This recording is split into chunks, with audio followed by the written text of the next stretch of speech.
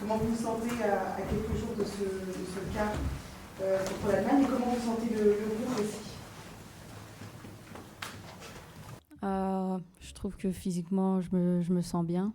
Maëlle aussi, je pense qu'elle se sent bien physiquement. Donc voilà, on est prête à jouer ce match. Ouais, Maëlle, ça fait quelques temps qu'on t'a allé sur le terrain. Que tu peux nous en dire plus sur ton état physique? Sur le terrain, j'y étais, mais pas en match. Ouais, effectivement. Sur ces derniers entraînements, je me sens très bien physiquement. Je pense que je reviens bien. J'ai eu quelques pépins physiques après le match contre l'Angleterre. Rien de grave. Le coach n'a pas voulu prendre de risques. Et je suis prête en tout cas pour le match de samedi. Oui, c'est ça. Après la grosse saison que j'ai faite, c'est vrai que j'avais des petits pépins physiques qui venaient et qui partaient. Contre l'Angleterre, j'ai commencé gros. C'était un gros match avec une grosse joueuse en face de moi.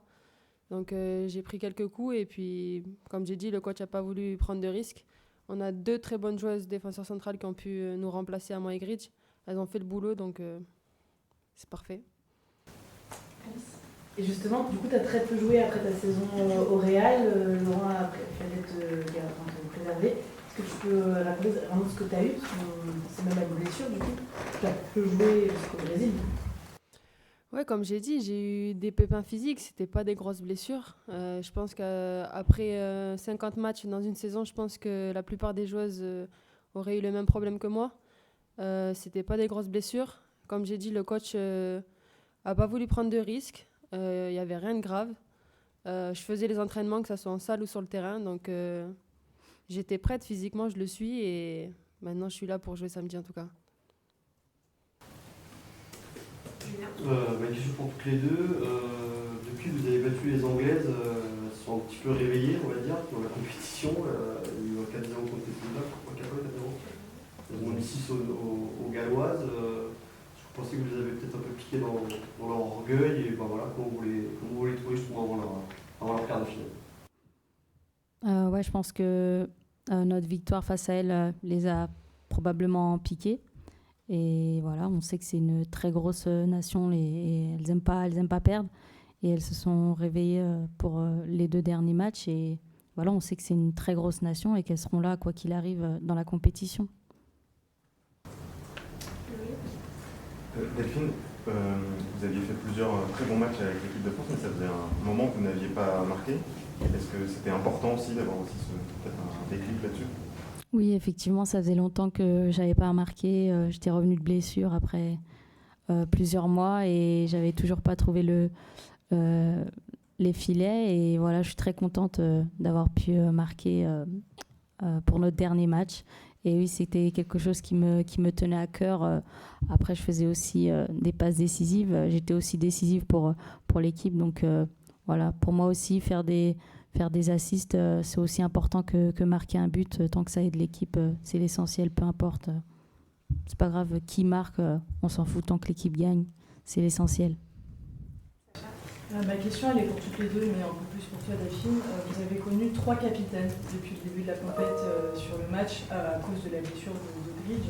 Est-ce que vous pouvez nous expliquer un peu ce que ça change pour vous, si ça change quelque chose, et un peu les qualités de chacune de ces 3 capitaines et leurs différences? Ça fait beaucoup, là. Alors, oui, effectivement, à cause de la blessure de Gridjou, il y a eu beaucoup de turnover par rapport au brassard. Mais voilà, il y a plusieurs joueuses qui peuvent le porter et elles se débrouillent super bien. C'est vrai qu'on a une équipe où il y a plusieurs leaders qui peuvent se révéler. Donc voilà, c'est bien aussi de tourner de temps en temps. Et elles ont fait le job. Et quoi qu'il arrive, elles prennent ce job très au sérieux, donc c'est positif pour l'équipe. Il n'y a pas des petites différences dans la manière de l'idée? Sandy, elle est vachement avec les jeunes, enfin voilà. Je pense qu'il n'y a pas vraiment de différence. Tout le monde peut prendre le lead.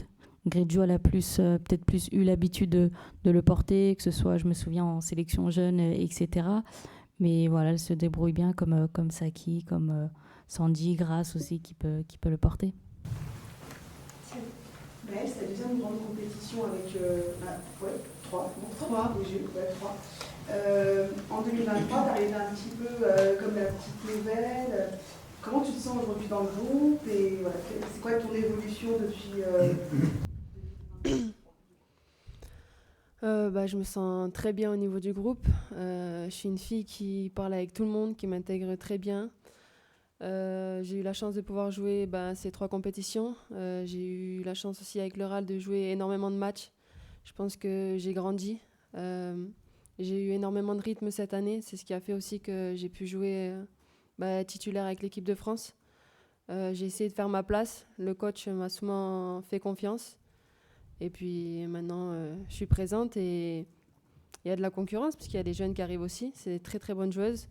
Elles ont pu le montrer sur ces derniers matchs. Et puis la concurrence, ça nous fait avancer à toutes, que ce soit à moi ou à Gridge. Donc c'est cool. Comment tu vois l'évolution de Maëlle dans cette équipe ? Maintenant, c'est plus la petite jeune qui débarque. Elle a acquis de l'expérience, que ce soit en club et en sélection. Voilà, c'est une joueuse qui en impose, qui a beaucoup de talent et voilà, qui a aussi une marge de progression comme tout le monde. Et voilà, j'ai hâte de la voir dans cet Euro encore briller. Delphine, on t'a vu, quand tu as marqué ton deuxième but, on a vu plein de rage. Qu'est-ce qui s'est passé dans ta tête à ce moment-là? On sent une rage. Je sais pas, c'est des choses qui se contrôlent pas. Voilà, j'ai décidé de pas sourire parce que mon corps ne voulait pas et tout simplement, et j'ai décidé d'aller. Je me suis tournée direct vers le banc, vers mes coéquipières, vers le staff et c'était un moment incroyable et là j'en souris maintenant mais sur le coup ça sortait pas, il y avait beaucoup de rage parce que j'avais à cœur d'aider l'équipe à gagner donc c'était vraiment positif même si ça se voyait pas sur mon visage. Oui, Delphine, c'est encore une question pour vous, bonjour. Les Allemandes sont peut-être un peu fragilisées sur les ailes, en tout cas en défense, c'est un des discours qui revient notamment de leur côté, ils l'ont déjà admis, notamment avec le carton rouge de Carlotta là, et la blessure de Julia Guin.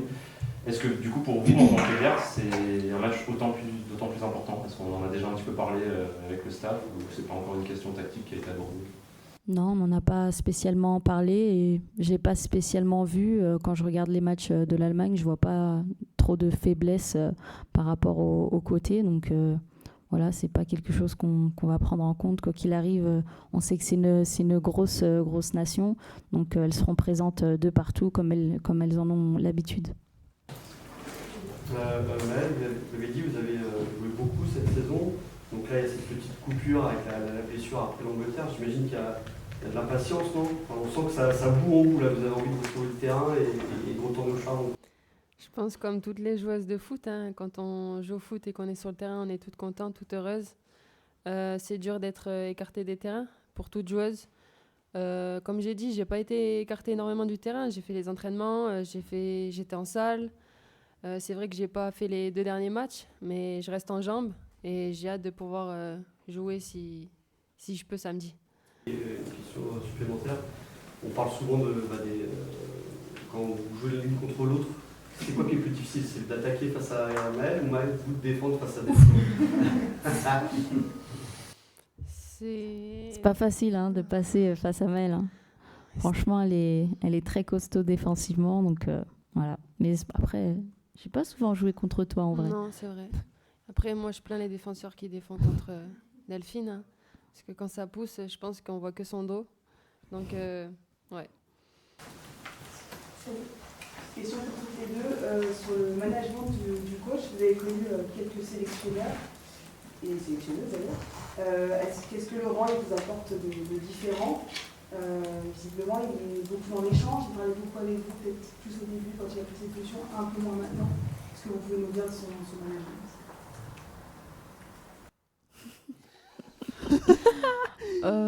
Ouais, c'est vrai qu'on a eu plusieurs coachs et voilà, Laurent c'est quelqu'un qui est beaucoup dans la communication. Il aime ça, demander aux joueuses comment elles vont, etc., comment ça se passe, et il aime l'échange et on essaie d'échanger avec lui le plus possible aussi parce qu'on sent qu'il en a besoin et c'est positif. C'est quelque chose qui est un peu différent, donc c'est positif pour l'équipe et tout le monde s'entend bien, tout le monde communique et ça aide.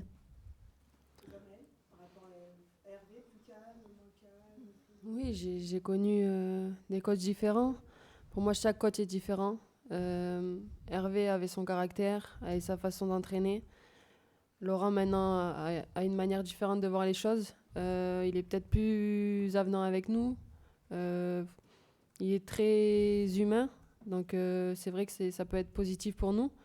Mais comme j'ai dit, chaque coach est différent. Chaque coach a sa manière de faire et je le respecte. Bonjour les filles. Quand on voit les schémas tactiques et surtout offensifs de l'équipe de France, il y a une grosse utilisation des ailes, peu d'utilisation de la part de Laurent de faux pieds qui viennent un peu à l'intérieur du jeu. Vous écartez beaucoup. Comment vous expliquez ça, surtout toi, Delphine?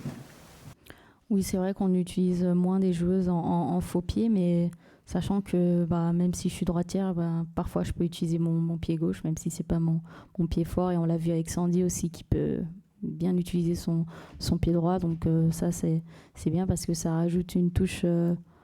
j'allais dire un mot qui n'existe pas, mais c'est imprévisible, quoi. Donc c'est bien pour varier dans notre jeu. Il veille vraiment à ce que vous colliez la ligne et ce qui vous en parle. Non, pas forcément. On est plutôt libre à ce niveau-là. On est libre de rentrer intérieur, de rester plus écarté. Aussi, tout dépend de l'apport de nos latérales. On a des latérales qui apportent énormément offensivement, donc on s'adapte, on essaie de ne pas manger la ligne de l'autre. Donc ça, c'est très bien, c'est très positif et on a de belles complémentarités sur les côtés. À l'Euro précédent, tu jouais faux pied. Le but que tu marques à Super Bowl, je pense, du côté gauche, tu marques bien. Avec Corinne, donc c'était Cathy à droite et toi à gauche. C'est ça? Oui, c'est ça. Ça change beaucoup pour toi de ne pas être... C'est différent, c'est vrai qu'à gauche c'est différent, je suis peut-être plus amenée à frapper à gauche et peut-être plus amenée à centrer quand je suis du côté droit, mais voilà, j'aime bien les deux positions. C'est vrai que j'ai joué fut un temps du côté gauche, mais voilà, les deux positions me conviennent bien et aussi faut s'adapter aussi à l'équipe, donc voilà, pour l'instant à droite je me sens bien pour ce tournoi. Une question pour toutes les deux. Depuis le début, vous dites être outsider, mais est-ce qu'après cette phase de groupe, et notamment 11 buts marqués, vous vous rendez compte que vous pouvez un petit peu faire peur aux adversaires? Après, je pense pas dès le début, je pensais pas qu'on était outsider. On était juste, on avait juste, et on a toujours rien gagné. Donc, ce qui fait qu'on n'est pas favorite, quoi. Mais oui, c'est positif d'avoir remporté nos 3 matchs en phase de poule. Donc ça, c'est positif et ça fait toujours pas de nous les favorites. Ça montre juste qu'on a bien commencé la compétition et on espère continuer comme ça. Oui, depuis le sujet sur le brassard LGBT, il y a un peu de sujet sur le fait qu'en équipe de France, vous vous engagez peu sur des sujets sociétaux plus globaux. Delphine, toi dans une vidéo de la FFF, tu racontes que tu regardes quand même beaucoup les infos, tu t'intéresses au monde qui t'entoure.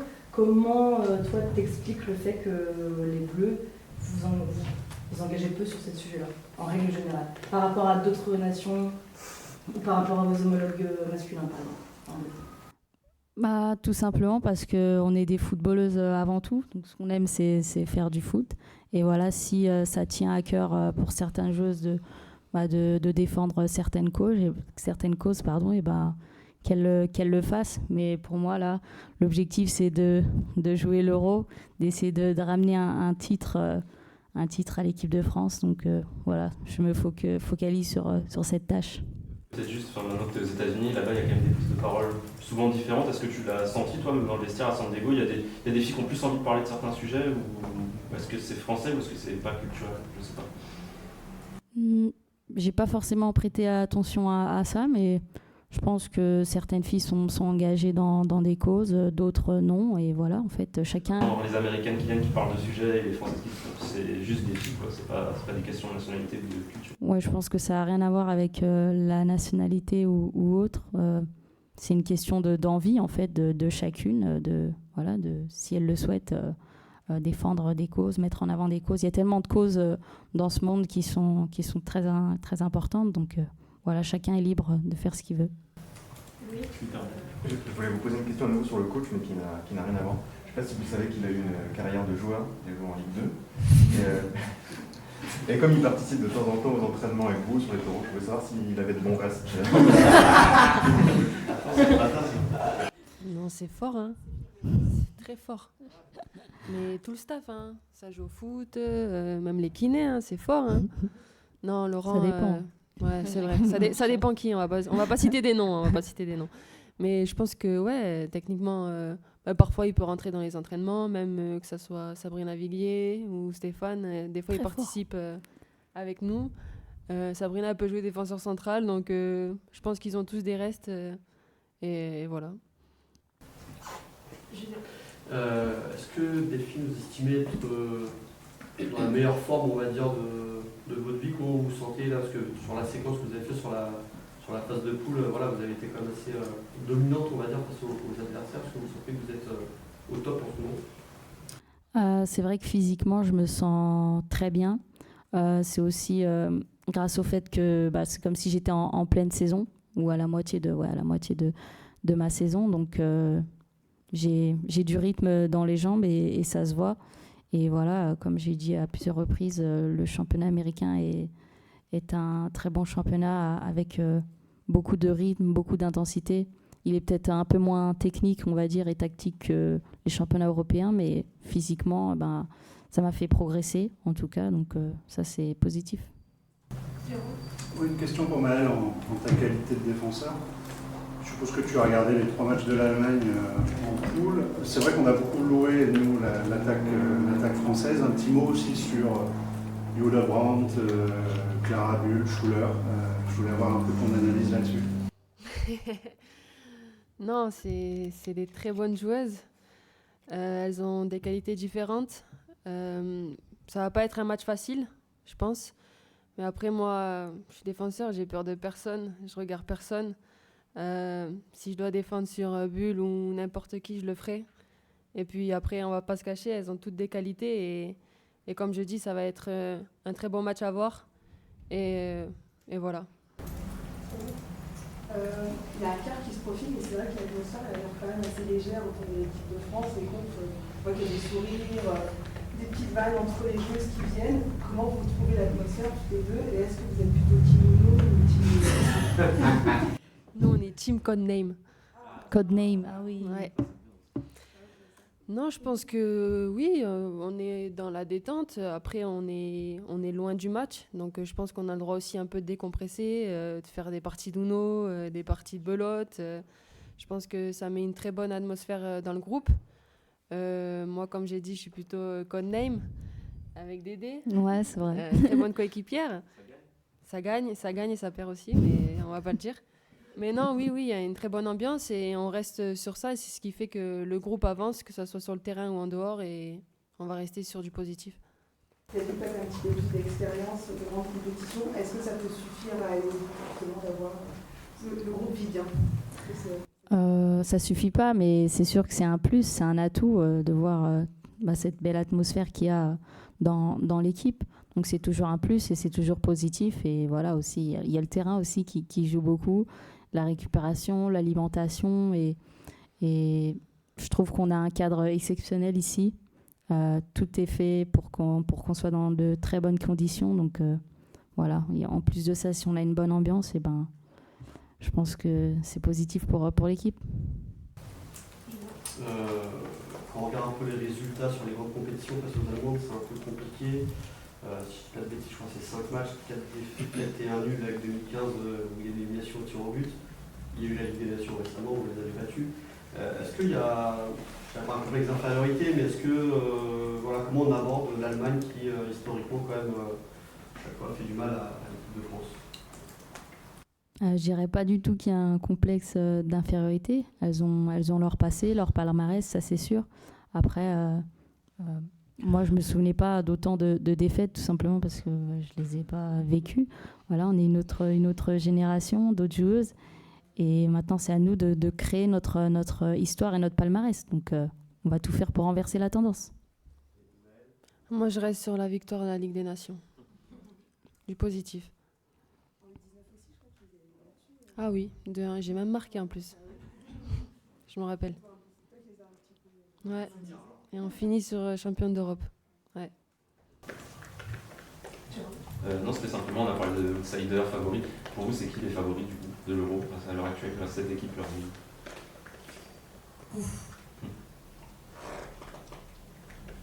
Je pense qu'il y a plusieurs équipes qui peuvent être favorites, je pense. Voilà. Voilà ma On réponse. va pas donner une nation. Il y en a qui vous plaisent plus que d'autres, Non plus. Est-ce qu'on a d'autres questions? Très bien, merci beaucoup. Merci à vous. Merci.